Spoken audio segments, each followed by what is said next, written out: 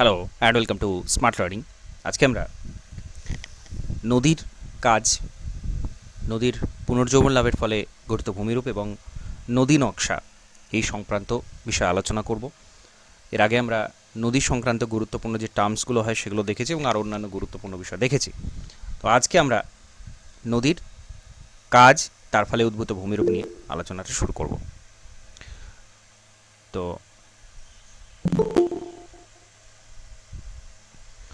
প্রথমে রয়েছে নদীর ক্ষয়কাজের ফলে গঠিত ভূমিরূপ, আমরা জানি। তো সবচেয়ে গুরুত্বপূর্ণ যেটা প্রথমেই একেবারে নদীর উচ্চগতিতে দেখতে পাওয়া যায় সেটা হচ্ছে গিরিখাত।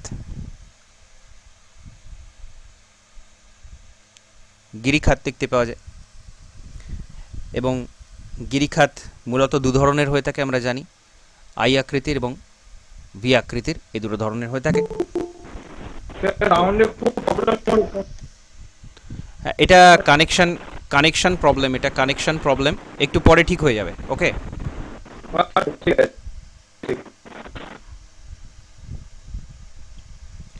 আচ্ছা। তো আই এবং ভি দুটো আকৃতির হয়ে থাকছে, আমরা জানি। এবং গিরিখাত যেটা এর আগে আমরা দেখেছি, গিরিখাত এর আগের দিন আমরা আলোচনা করেছিলাম, গিরিখাত নিয়ে বিস্তারিত আলোচনা করেছিলাম। এখানে জাস্ট আমাদের রিভিশন এখানে করে নিতে হবে যে আই আকৃতির এবং ভি আকৃতির দুটো ধরনের উপত্যকা দেখতে পাওয়া যাচ্ছে। এবং ভি আকৃতি যখন হচ্ছে কিছুটা চওড়া উপত্যকা, নদীর কাজ, সেখানে নদীর ক্ষমতা কিছুটা কম থাকছে, অথবা আই আকৃতির উপত্যকা ধসে গেলেও ভি আকৃতির উপত্যকা তৈরি হতে পারে। আর আমরা জানি কি, শুকনো অঞ্চলে যে ক্যানিয়ন এবং গ্র্যান্ড ক্যানিয়ন হচ্ছে সবচেয়ে দীর্ঘ গ্র্যান্ড ক্যানিয়ন। আর তারপরে আসে জলপ্রপাত, গিরিখাত, এবং তারপরে আসে জলপ্রপাত। নদীর গতিপথে হঠাৎ যে জলতলের যে প্রভেদ, যে ভেদ দেখতে পাওয়া যায়, হঠাৎ একটা খাত অনেক উঁচু থেকে পড়ছে জলটা, সেটাকে জলপ্রপাত বলছি আমরা। এখন জলপ্রপাত সৃষ্টির পিছনে কি কি কারণ থাকে, কি কি কারণে জলপ্রপাত তৈরি হয়? প্রথমত মালভূমির যে মালভূমির খাড়া প্রান্তভাগ, সেখানে জলপ্রপাত তৈরি হতে পারে। যেমন আমরা ডেকান ট্র্যাপের ক্ষেত্রে দেখি, এরকম ধরনের ধাপ দেখতে পাওয়া যায় ডেকান ট্র্যাপের ক্ষেত্রে। তো সেখানে যদি কোনো নদী প্রবাহিত হয়, তাহলে আমরা দেখব যে মালভূমির ধাপের কারণে এখানে জলপ্রপাত সৃষ্টি হয়েছে। এছাড়া নদীপথে যদি চ্যুতি থেকে থাকে, চ্যুতির কারণেও জলপ্রপাত সৃষ্টি হতে পারে। যখন একটা ব্লক নিচে নেমে যাচ্ছে, তখন আমরা দেখব উঁচু অংশ থেকে সেখানে জলটা পড়ছে এভাবে, তাহলে চ্যুতির প্রভাবে জলপ্রপাত হতে পারে। আর হতে পারে হিমবাহ সৃষ্ট অঞ্চলে ঝুলন্ত উপত্যকা যখন দেখতে পাওয়া যায়, হিমবাহ সৃষ্ট অঞ্চলে যখন ঝুলন্ত উপত্যকা দেখতে পাওয়া যায়, তখন সেই ঝুলন্ত উপত্যকায় উপর থেকে যখন নিচে নামছে কোনো নদী হিমবাহ গলনের ফলে, তখন মূল উপত্যকায় যখন নামে, তখন সেটাতে এখানে আমরা আড়াআড়িভাবে দেখব যে এরকমভাবে একটা জলপ্রপাত নেমেছে। তো হিমবাহের ফলে হতে পারে ঝুলন্ত উপত্যকাতে জলপ্রপাত হতে পারে। এছাড়া নদীর গতিপথে যেটা সাধারণ কারণ হিসেবে ধরা হয় যে কঠিন শিলা এবং কোমল শিলার উপস্থিতি, সেই কারণেও জলপ্রপাত হতে পারে। এছাড়া ভূ আন্দোলনের ফলে জলপ্রপাত তৈরি হতে পারে, ভূমিকম্পের ফলে জলপ্রপাত তৈরি হতে পারে। সেখানে ভূমির উচ্চতা যদি পরিবর্তিত হয় ভূমিকম্পের ফলে, তাহলে সেখানে জলপ্রপাত তৈরি হতে পারে। আর নদীর প্রবাহপথে যদি লাভা নিঃসরণ হয়, সেক্ষেত্রেও কিন্তু জলপ্রপাত তৈরি হওয়ার একটা সম্ভাবনা থাকে। এছাড়া ডাইকের অবস্থান, যদি উঁচু ডাইক থেকে থাকে, তো সেখানে জলপ্রপাত তৈরি হতে পারে। উঁচু ডাইক যদি থেকে থাকে, সেখানে জলপ্রপাত তৈরি হতে পারে। আর উপকূল যদি পশ্চাৎগামী হয়, সেক্ষেত্রে জলপ্রপাত কিন্তু তৈরি হতে পারে। উপকূল যদি ধীরে ধীরে পিছিয়ে যায়, প্রথম স্টেজে এরকম ছিল, দ্বিতীয় স্টেজে এরকম, তৃতীয় স্টেজে ধীরে ধীরে এরকমভাবে পিছিয়ে যেতে পারে, উপকূল পিছিয়ে যেতে পারে, ক্ষয়ের প্রভাবে পিছিয়ে যেতে পারে।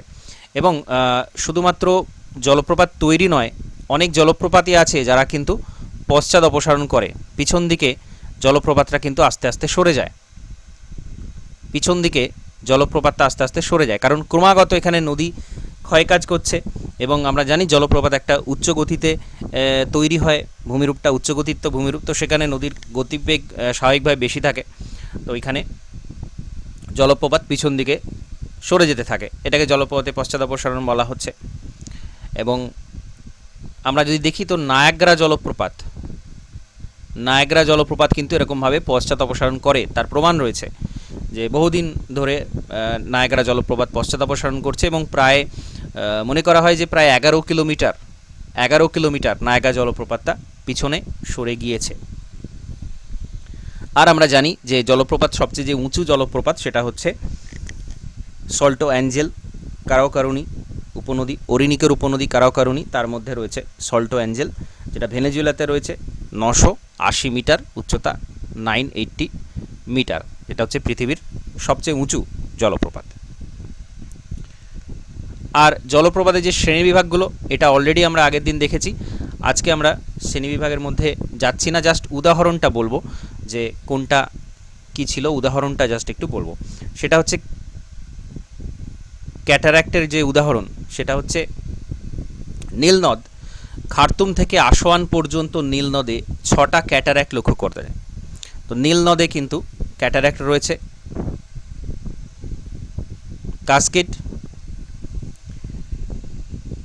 আয়ারল্যান্ডের টিয়ার্স দ্য গ্লেন নদীতে খুব সুন্দর কাসকেড দেখতে পাওয়া যায় এবং প্রচুর নদীতে দেখতে পাওয়া যায়, কিন্তু জাস্ট যেগুলো মানে একদম প্রমিনেন্ট ভূমিরূপ, যেগুলোকে আমরা খুব সুন্দর এক নজরে দেখে বলতে পারি, তো সেই ধরনের একটা ভূমিরূপ টিয়ার্স অফ দ্য গ্লেন, আয়ারল্যান্ডে এটা দেখতে পাওয়া যায়, কাসকেড দেখতে পাওয়া যায়। এবং র্যাপিড, আফ্রিকা জায়ার নদীতে এরকম অনেকগুলো খরস্রোত বা র্যাপিড দেখতে পাওয়া যায়। তো এই জাস্ট উদাহরণগুলো আমাদের একটু মনে রাখতে হবে, উদাহরণ থেকে সরাসরি প্রশ্ন আসবে, কারণ আগে উদাহরণগুলো এসেছে, তারপরে এগুলো আমাদের বইতে এসেছে, খাতায় এসেছে, সব জায়গাতে এসেছে, তো সুতরাং উদাহরণ থেকে কিন্তু প্রশ্ন থাকবে। আর আমরা জানি শৃঙ্খলিত শৈলশিরা দেখতে পাওয়া যায়, নদী শৈলশিরার মধ্যে অদৃশ্য হয়ে যায়, এঁকে বেঁকে যায়, তো যেটাকে আমরা বলি শৃঙ্খলিত শৈলশিরা।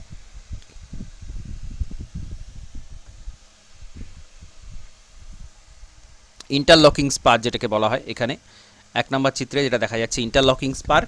এবং নদী যদি ক্ষয় ক্ষমতা বেশি থাকে তাহলে ইন্টারলকিং স্পারকে কেটে নদী কিন্তু সোজা পথে প্রবাহিত হয়, বা পুনর্জীবন লাভের ফলে হতে পারে, তখন স্পারগুলো এরকমভাবে আসে, কিন্তু এরকম ধরনের ভূমিরূপ কিন্তু হতে পারে। এটা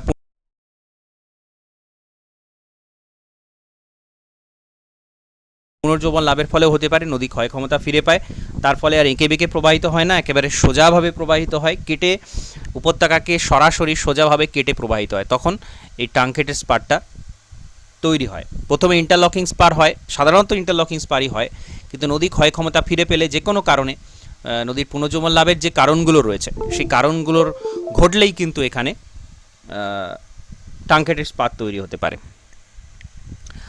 আর জলপ্রপাতের নিচে যেটা একটা ভূমিরূপ যেটা বাদ গিয়েছে সেটা হচ্ছে প্লাঞ্জ পুল। জলপ্রপাত প্রচণ্ড গতিতে নিচে পড়ছে এবং নিচে যে ক্ষয় তৈরি হয়, গহ্বর তৈরি হয় জলপ্রপাতের ঠিক নিচে, সেটাকে আমরা প্রপাতকূপ বলি। যেমন সুবর্ণরেখার হড্রু যে জলপ্রপাত, সে তার নিচে এরকম প্রপাতকূপ দেখতে পাওয়া যায়।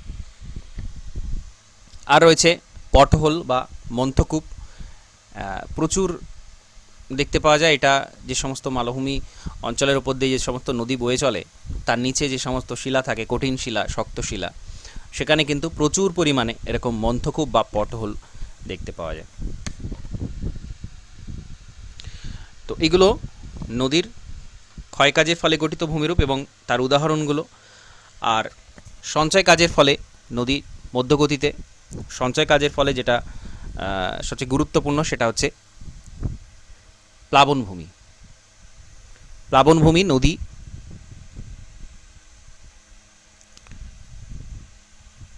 নদীর পাশে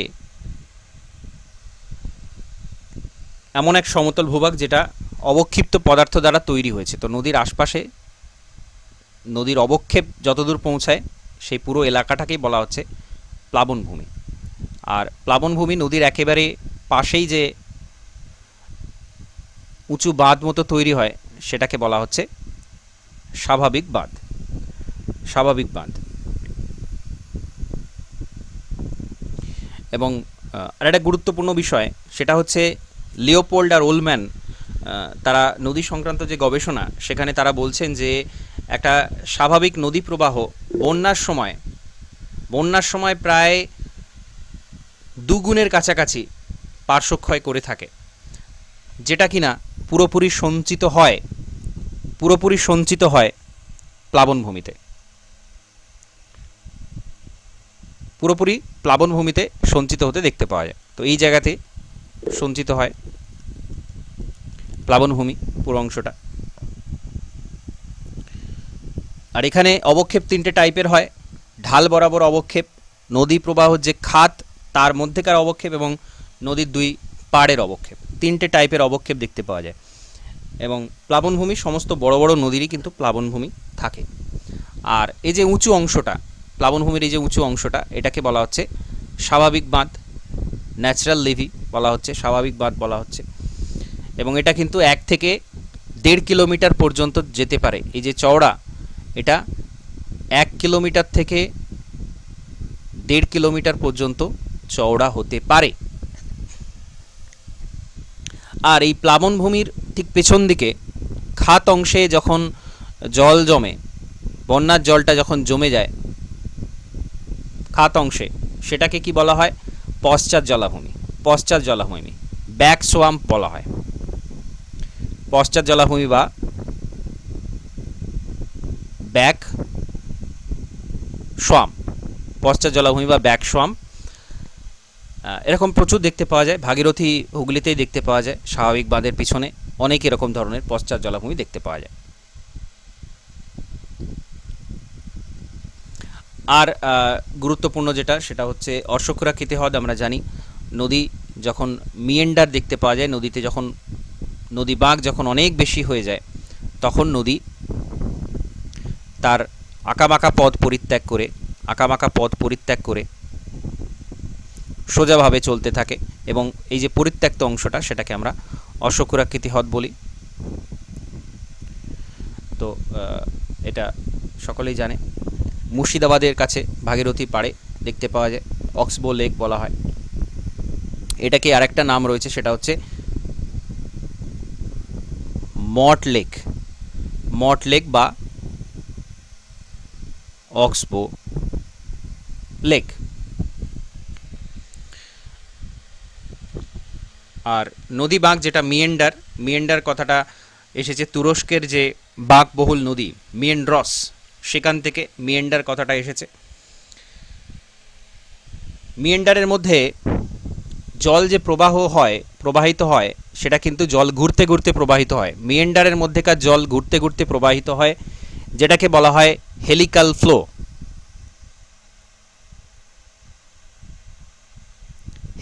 ফ্লো। মিয়েন্ডারের মধ্যে জল যখন ঘুরতে ঘুরতে প্রবাহিত হয় সেটাকে বলা হচ্ছে হেলিক্যাল ফ্লো। আর নদী নিম্নগতির কাছে এসে আরও অনেক বেশি সঞ্চয় করা শুরু করে দেয়, এবং সেখানে আমরা দেখতে পাই নদী পাড় অনেক বেশি চওড়া, এবং নদীর মধ্যেই বিভিন্ন ধরনের বালুচর তৈরি হয়। বিভিন্ন ধরনের বালুচর রয়েছে। নদী প্রবাহ রেখার সাথে যখন সমান্তরালভাবে তৈরি হয় তাকে বলা হচ্ছে অনুদৈর্ঘ্য চর। আড়াআড়িভাবে যদি হয় তাকে অনুপ্রস্থ চর বলে। নদী পাড়ের কাছে হলে সেখানে পাড় সংলগ্ন স্তর। তো এরকমভাবে বিভিন্নভাবে নদী চড়াগুলো কিন্তু দেখতে পাওয়া যায়। অনুদৈর্ঘ্য, অনুপ্রস্থ, পাড় সংলগ্ন, এরকম বিভিন্নভাবে দেখতে পাওয়া যায়। হুগলি নদীর মোহনার কাছে রয়েছে। আর আসছে কি রিভারাইন আইল্যান্ড বা নদীর মধ্যেকার বদ্বীপ। নদীর মধ্যেই যখন একটা বিশাল বড় অংশ সেখানে দ্বীপ তৈরি হচ্ছে, তো সেটাকে আমরা বলছি রিভারাইন আইল্যান্ড, নদী গঠিত দ্বীপ।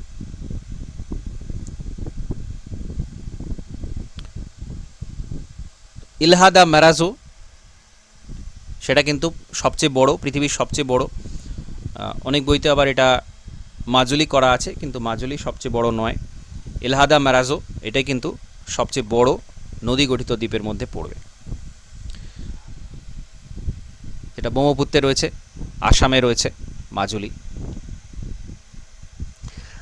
আর বদ্বীপ নদীর একেবারে যখন মোহনার কাছে মিশছে তখন যে দ্বীপটা তৈরি হয় সেটাকে আমরা বলছি বদ্বীপ। নদী মোহনার কাছে যেটা দেখতে পাওয়া যায় বদ্বীপ বা ডেল্টা।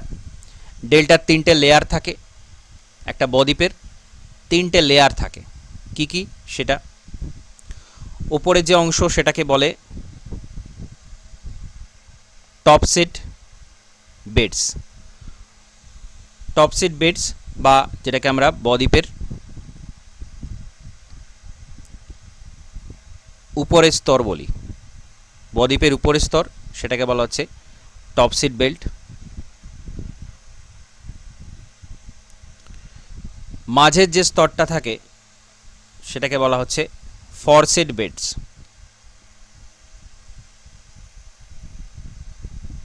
এটা নদীর বদ্বীপের মাঝের অংশ, বদ্বীপের মাঝের অংশ। আর থাকে বটম সেট বেডস বা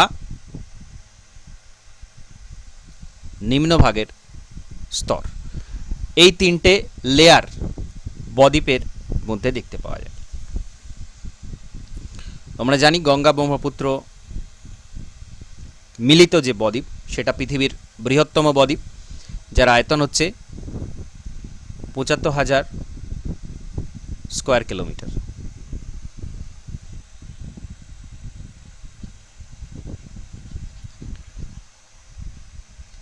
আর নদী যখন পার্বত্য প্রবাহ থেকে সমভূমি প্রবাহে পড়ে তখন যে ভূমিরূপটা দেখতে পাওয়া যায় যেটাকে বলা হচ্ছে পলল বেজনী। পলল বেজনী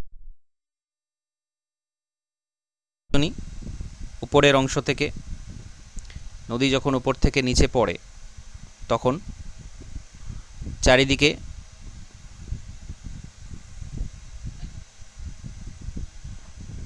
করা যাচ্ছে না।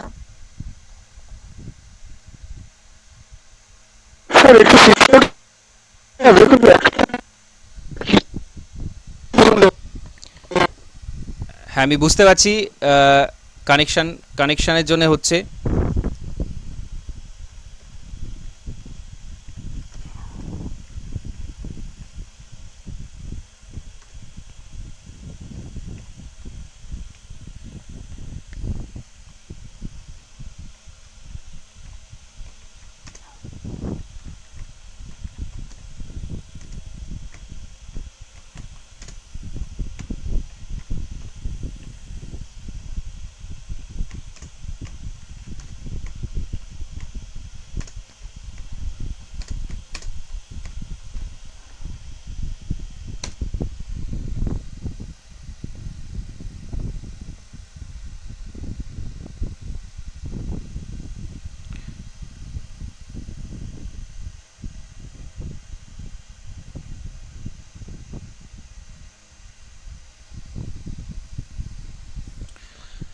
তো পলল বেজনী বা পলিশঙ্কু বলা হচ্ছে,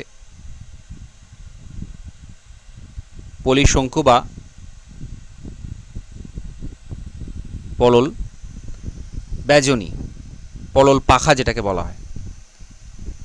তো তিস্তা নদী যখন শিলিগুড়িতে সমভূমি অঞ্চলে পড়েছে তখন এরকম অনেক পলল বেজনী দেখতে পাওয়া যায়। তো এগুলো নর্মাল ভূমিরূপ, আমরা প্রত্যেকেই এগুলোর সাথে পরিচিত, প্রত্যেকে এগুলো জানি। তো এরপর আমরা দেখব নদীর পুনর্যৌবন লাভের ফলে গঠিত ভূমিরূপ। নদীর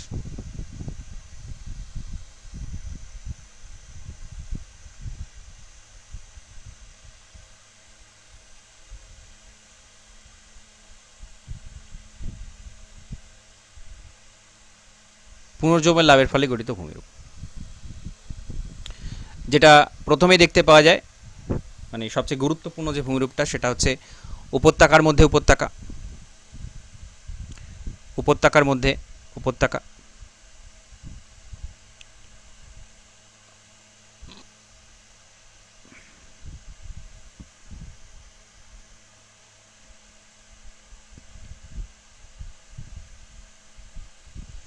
তো এই নদী আগে যে উপত্যকার মধ্যে দিয়ে যেত, বর্তমানে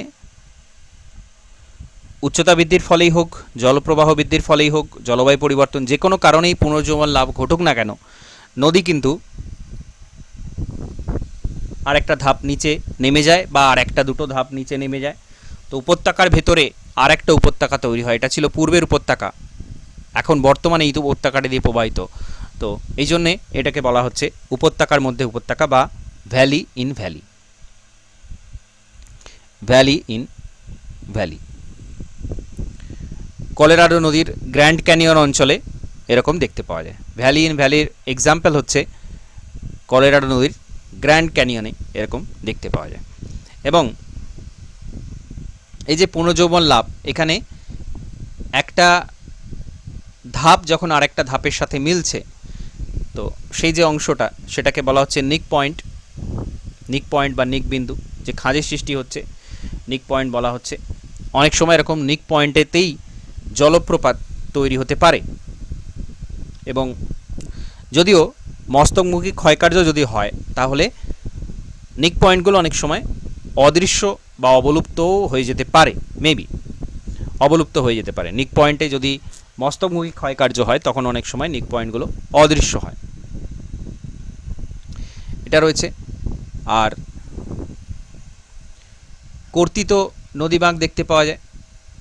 কর্তিত নদীবাঁক, নদী তার ক্ষমতা হারিয়ে আঁকাবাঁকা পথে চলছিল, কিন্তু পরবর্তীকালে পুনর্যৌবন লাভের ফলে সে আবার নতুন করে ক্ষয়কাজ করে এখানে উপত্যকার মধ্যেই কেটে বসে যায়। তো তখন সেটাকে আমরা বলি কর্তিত নদীবাঁক। কর্তিত নদীবাঁক এরকমভাবে দেখতে পাওয়া যায়। পুরাতন শিলাস্তর বাঁকটা বজায় থাকে, কিন্তু শিলাস্তর কেটে মূল শিলার উপরে প্রতিষ্ঠিত হয়ে যায়। তো সেটাকে বলা হচ্ছে কর্তিত নদীবাঁক। এবার এটা দু রকমের হয়, কর্তিত নদীবাঁক দু রকমের হয়, সমপাড় বিশিষ্ট বা ইনট্রেঞ্চড, যেক্ষেত্রে নদী দুদিকের এই দুদিকের যে উচ্চতা সেটা সমান থাকে, সেটাকে বলা হয় ইনট্রেঞ্চড, ইনট্রেঞ্চড বা সমপাড় বিশিষ্ট। আরেকটা হয় ইনগ্রোন বা অসম পাড় বিশিষ্ট। ইনট্রেঞ্চড এবং ইনগ্রোন এই দু ধরনের দেখতে পাওয়া যায়। যেক্ষেত্রে একটা দিকের চওড়াটা অনেক বেশি হয়, একটা দিকে কম হয়, অসমান হয় উচ্চতা, সেক্ষেত্রে ইনগ্রোন দেখতে পাওয়া যায়। আর যেটা গুরুত্বপূর্ণ সেটা হচ্ছে নদী মঞ্চ। আমরা জানি নদী মঞ্চ অনেকগুলো, যখন বহুবার ভূমির উত্থান, যখন অনেক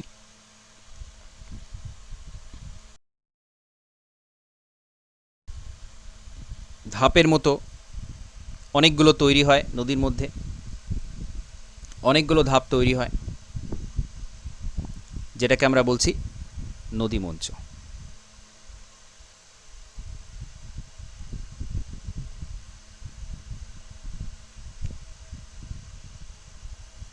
যেটাকে আমরা বলছি নদী মঞ্চ। তো এক্ষেত্রেও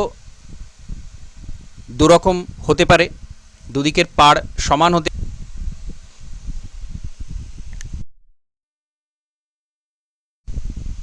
যখন দুই পাড়ের উচ্চতা সমান হচ্ছে তখন আমরা তাকে বলছি পেয়ার্ড রিভার ট্যারিস। আর যখন দুই পাড়ের উচ্চতা অসমান হচ্ছে তখন আমরা বলছি unpaired river Tyrese. Paired river Tyrese বা যুগল, আর এটা হচ্ছে অযুগল, পেয়ার্ড আর আনপেয়ার্ড। তো হিমালয়ের এখানে এক্সাম্পল হচ্ছে হিমালয়ের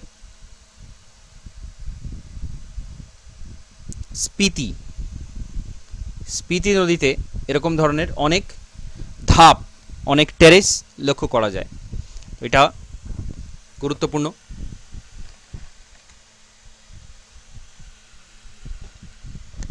তো এক্সাম্পলগুলো মনে রাখতে হবে। হিমালয়ের স্পিতি নদীতে এরকম নদী মঞ্চ দেখতে পাওয়া যায়। তো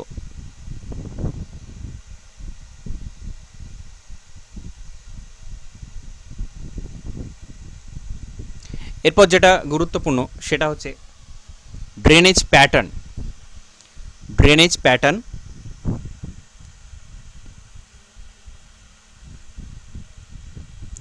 ড্রেনেজ প্যাটার্ন কোনো অঞ্চলে মূল নদী এবং তার উপনদী, শাখা নদী, প্রশাখা, উপনদী সমস্ত নদী মিলে যে জ্যামিতিক নকশা তৈরি করছে, রূপরেখা তৈরি করছে, তাকে আমরা বলছি জলনির্গম প্রণালী, নদী নকশা। এবং কি কি বিষয়ের উপর ডিপেন্ড করে, ড্রেনেজ প্যাটার্নটা কি কি বিষয়ের উপর ডিপেন্ড করে, সেটা হচ্ছে ভূমির প্রারম্ভিক ঢাল,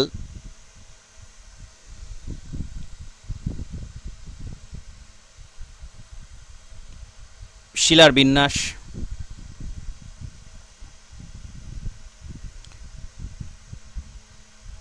ভূগাঠনিক নিয়ন্ত্রক থাকে, জিওলজিক্যাল ফ্যাক্টর থাকে, শিলার কাঠিন্য,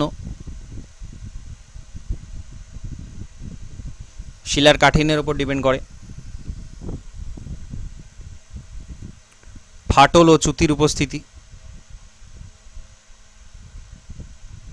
এটার উপরে ডিপেন্ড করে কেমন নদী নকশা হবে। এবং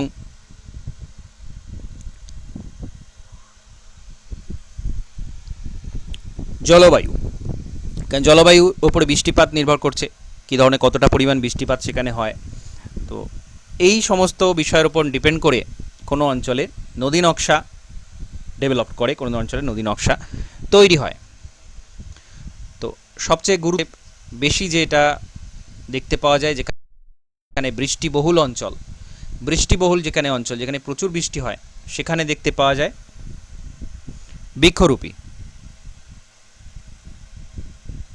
বৃক্ষরূপী বা ডেন্ড্রিটিক ড্রেনেজ প্যাটার্ন, বৃক্ষরূপী জলনির্গম প্রণালী। অনেক শাখা প্রশাখাযুক্ত যে জলনির্গম প্রণালী। আমরা গোদাবরী নদীর যদি জলনির্গম প্রণালীটা দেখি, তাহলে দেখব বৃক্ষের মতোই শাখা প্রশাখাযুক্ত একটা প্রণালী তৈরি হয়েছে, যেখানে প্রচুর পরিমাণ বৃষ্টি হয়। কি কি এখানে বিষয়গুলো থাকে, শিলা সমপ্রকৃতির হয়, একই ধরনের শিলা দিয়ে গঠিত অঞ্চলে হয় এটা। সামগ্রিক ঢাল নির্দিষ্ট দিকে হয়।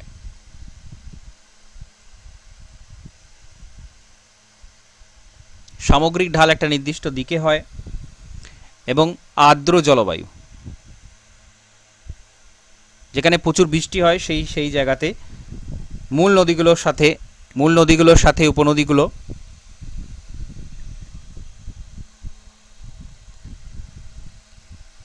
সূক্ষ্ম কোণে মেশে। এটা গুরুত্বপূর্ণ। সূক্ষ্ম কোণ প্রত্যেকটাই দেখব আমরা, সূক্ষ্ম কোণে মিশেছে নদীগুলো, উপনদীগুলো নদীর সাথে সূক্ষ্ম কোণে মিশেছে।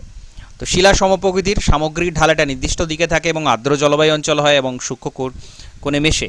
এই বৃক্ষরূপী জলনির্গম প্রণালীর ক্ষেত্রে আমরা এইগুলো মনে রাখব। পৃথিবীতে আমরা অধিকাংশ নদীরই বিন্যাস কিন্তু এরকম বৃক্ষরূপী দেখতে পাই। এবং আমাদের ভারতবর্ষের উদাহরণ, সবচেয়ে গুরুত্বপূর্ণ যে উদাহরণ, সেটা হচ্ছে গোদাবরী নদী। গোদাবরী নদী। সেখানে আমরা এই বৃক্ষরূপী জলনিগম প্রণালীটা সবচেয়ে ভালোভাবে স্পষ্টভাবে দেখতে পাই।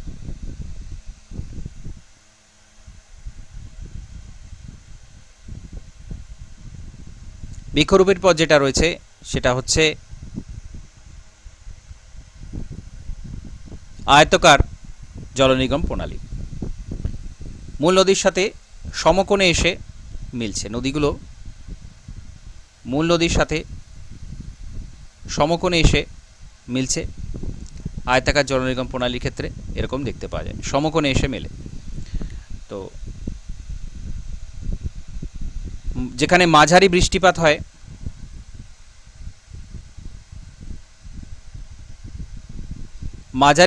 হয়, এখানে দেখতে পাওয়া যায় এটা, এবং চ্যুতি ফাটলের উপস্থিতি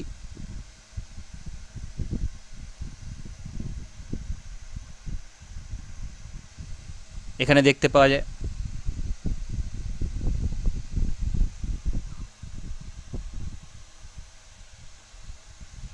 বেতোয়া এবং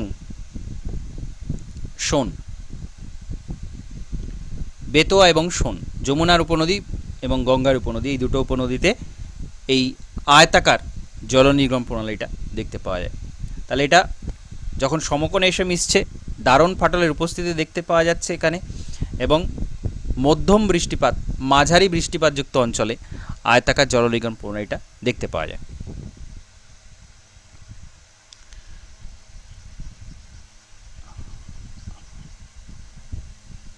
আর রয়েছে জাফরি রূপী,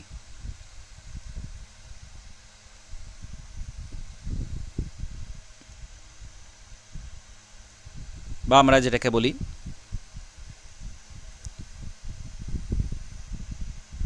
ট্রেলসড ড্রেনেজ প্যাটার্ন। এক্ষেত্রেও আমরা দেখব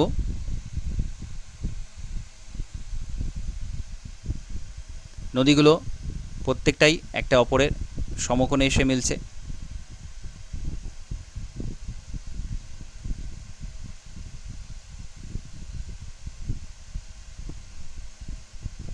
এটাকে আমরা বলছি জাফরি রূপী নদী নকশা। এবং এখানে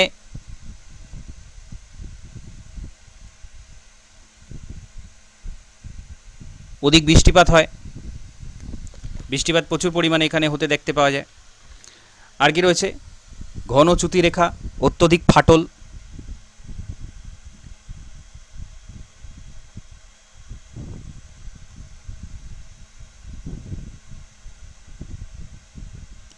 এইগুলো থাকে জাফরি রূপী অঞ্চলে, এগুলো দেখতে পাওয়া যায়। এবং কঠিন কোমল শিলাস্তর পাশাপাশি অবস্থান করে, এবং নদীগুলো কোমল শিলার আয়াম বরাবর প্রবাহিত হয়।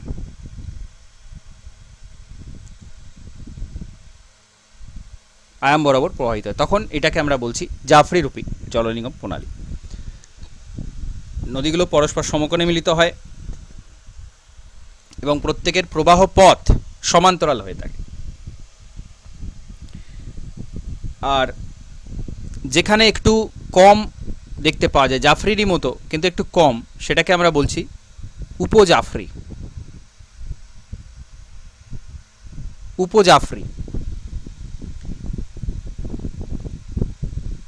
তো জাফরিতে আমরা উদাহরণ হিসেবে কৃষ্ণা নদীর অববাহিকা এটাকে বলতে পারি উদাহরণ হিসেবে। আর উপজাফরির ক্ষেত্রে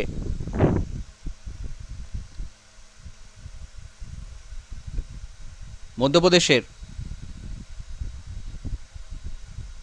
বাগেলখন্ড অঞ্চলে এরকম দেখতে পাওয়া যায়। তো এই দুটো মনে রাখতে হবে, উদাহরণগুলো মনে রাখতে হবে। জাফরি এটা হচ্ছে কৃষ্ণা নদীর অববাহিকা, এবং উপজাফরি মধ্যপ্রদেশে বাগেলখন্ড অঞ্চলে এটা দেখতে পাওয়া যায়।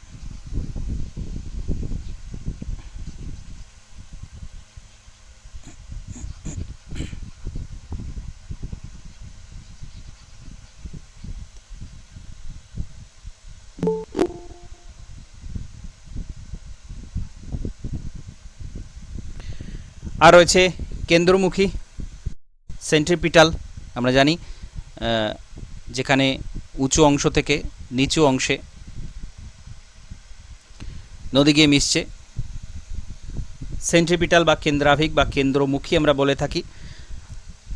হ্রদ, নিচু হ্রদ, কোনো পার্বত্য অঞ্চলে নিচু হ্রদ অঞ্চলে ওপর অঞ্চল থেকে ওপর থেকে নদীগুলো এসে মেশে কেন্দ্রীয় অঞ্চলে। উদাহরণ হচ্ছে আফ্রিকার চাঁদ হ্রদ, এরকম ধরনের কেন্দ্রমুখী বা সেন্ট্রিপিটাল ডেনিস প্যাটার্ন দেখতে পাওয়া যায়। কেন্দ্রমুখী বা সেন্ট্রিপিটাল ডেনিস প্যাটার্নটা এখানে দেখতে পাওয়া যাচ্ছে। এটা হলো উদাহরণটা, মনে রাখতে হবে আফ্রিকার চাঁদ হ্রদ, আফ্রিকার চাঁদ। আর কেন্দ্রমুখী যেটাকে বলা হয়, যেটা হচ্ছে রেডিয়াল,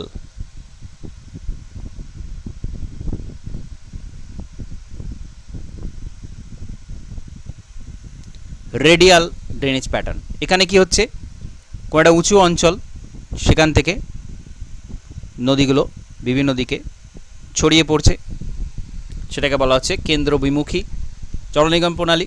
গম্বুজ গঠনযুক্ত অঞ্চলে দেখতে পাওয়া যায়, শঙ্কু আকৃতি পাহাড় অঞ্চলে দেখতে পাওয়া যায়। উদাহরণ হিসেবে আমরা বলতে পারি পরেশনাথ পাহাড়ের চারিদিকে দেখতে পাওয়া যায়, পরেশনাথ পাহাড়ের চারিদিকে এরকম দেখতে পাওয়া যায়। উদাহরণগুলো খুব ভাইটাল, উদাহরণগুলো কিন্তু ইম্পর্ট্যান্ট।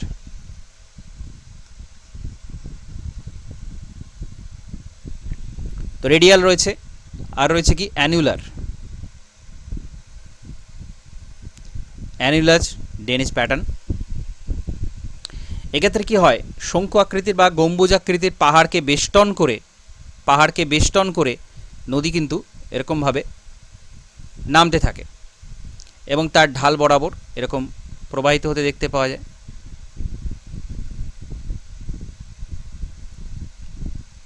এটাই ভাইটাল পয়েন্ট, যে কোনো একটা শঙ্কর আকৃতির পাহাড় বা গম্বুজ আকৃতির পাহাড়, তাকে কেন্দ্র করে, তাকে বেষ্টন করে যখন নদী নামতে থাকে, প্রবাহিত হতে থাকে, তখন এই ধরনের জলনিগম প্রণালী তৈরি হয়। তো এখানে জলপ্রপাতও তৈরি হতে পারে। কঠিন শিলা, কোমল শিলা পাশাপাশি থাকে, কোমল শিলাটা বেশি ক্ষয়প্রাপ্ত হয় এবং এগুলো দেখতে পাওয়া যায়। এর উদাহরণটা খুব গুরুত্বপূর্ণ। এক্সাম্পল হচ্ছে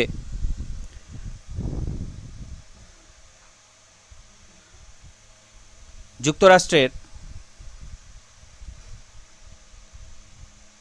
রেড নদী, ব্ল্যাক হিল পাহাড়, তাকে চক্রাকারে বেষ্টন করে প্রবাহিত হয়। তো এটা গুরুত্বপূর্ণ। অঙ্গুরীয় বা অ্যানুলার ড্রেনেজ প্যাটার্নের ক্ষেত্রে এটা মনে রাখতে হবে।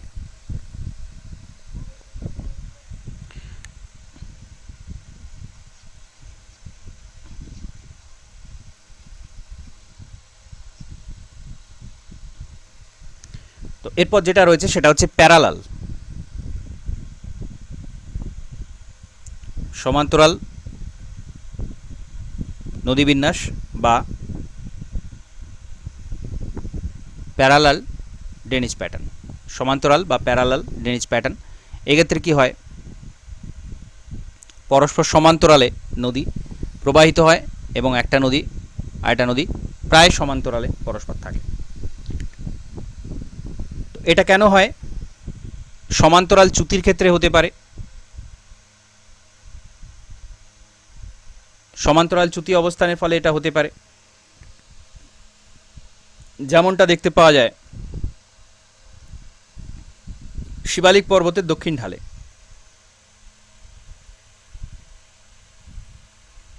শিবালিকের দক্ষিণ ঢালে এরকম ধরনের সমান্তরাল জলনিগম প্রণালী দেখতে পাওয়া যায়, সমান্তরাল ড্রেনেজ প্যাটার্নটা দেখতে পাওয়া যায়।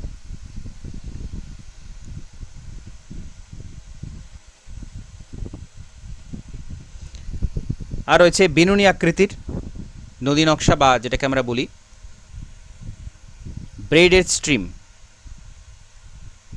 Braided drainage pattern. Braided drainage প্যাটার্নের ক্ষেত্রে কি হয়, নদী এভাবে থাকে এবং এখানে নদী অসংখ্য শাখা প্রশাখায় বিভক্ত হয়ে গিয়ে নদী প্রবাহিত হতে থাকে, বিভিন্নভাবে বিভিন্ন শাখা প্রশাখায় বিভক্ত হয়ে গিয়ে নদীগুলো প্রবাহিত হয়। এগুলো এক একটা প্রবাহ হচ্ছে ব্রেডেড ড্রেনেজ প্যাটার্ন বা বিনুনি আকৃতির নদী নকশা। বদ্বীপ অঞ্চলে দেখতে পাওয়া যায়, অর্থাৎ নদী বাধা পেলেই সেখানে কিন্তু এই ধরনের নানা শাখা প্রশাখায় বিভক্ত হয়ে প্রবাহিত হতে থাকে, বিনুনির মতো পাকিয়ে পাকিয়ে যায়। তো নড়ি বালি কাঁকড় এগুলো জমে এই নদী বিন্যাসগুলো তৈরি হয়, নদীর মাঝেই সমস্ত সঞ্চিত হয়ে এটা তৈরি হয়। তো সুন্দরবন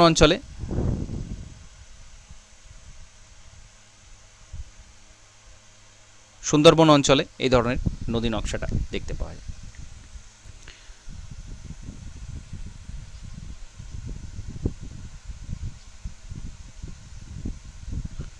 আর কি রয়েছে,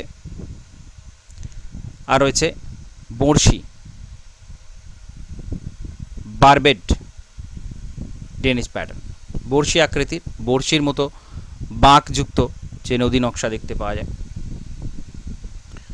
উপনদীটা প্রধান নদীর বিপরীতে প্রবাহিত হতে দেখতে পাওয়া যায় সাধারণত, এবং এটা পরবর্তীকালে কিন্তু নদীটা একসময় সোজা হয়ে মূল নদীতে মিশে গিয়ে প্রবাহিত দেখতে পাওয়া যায়। তো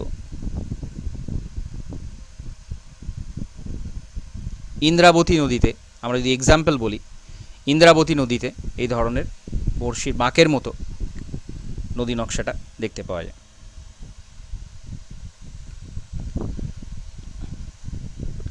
আর কি রয়েছে, আর রয়েছে বিশৃঙ্খল নদী নকশা। বিশৃঙ্খল নদী নকশা, নদী কোনো নির্দিষ্ট প্যাটার্নে প্রবাহিত হয় না, খেয়ালখুশি মতো বিভিন্ন দিকে বিভিন্নভাবে প্রবাহিত হয়। তো হিমবাহ কার্যের ফলে সাধারণত এলোমেলো নদী নকশাটা তৈরি হয়,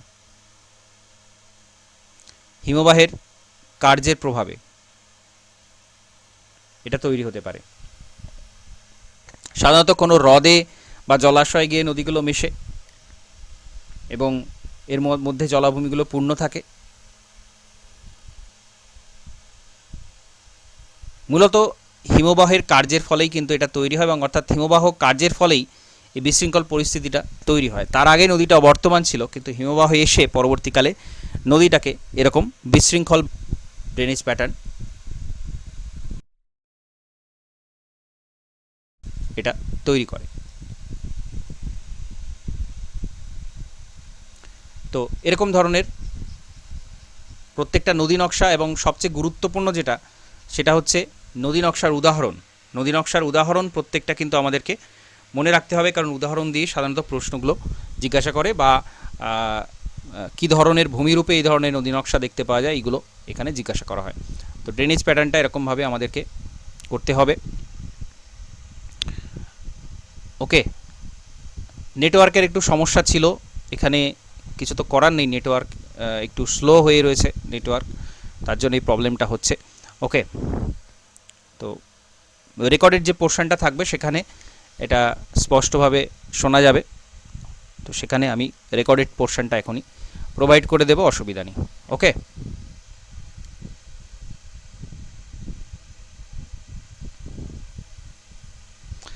তো ওকে, এখানে আমি ক্লাসটা কমপ্লিট করছি। নমস্কার।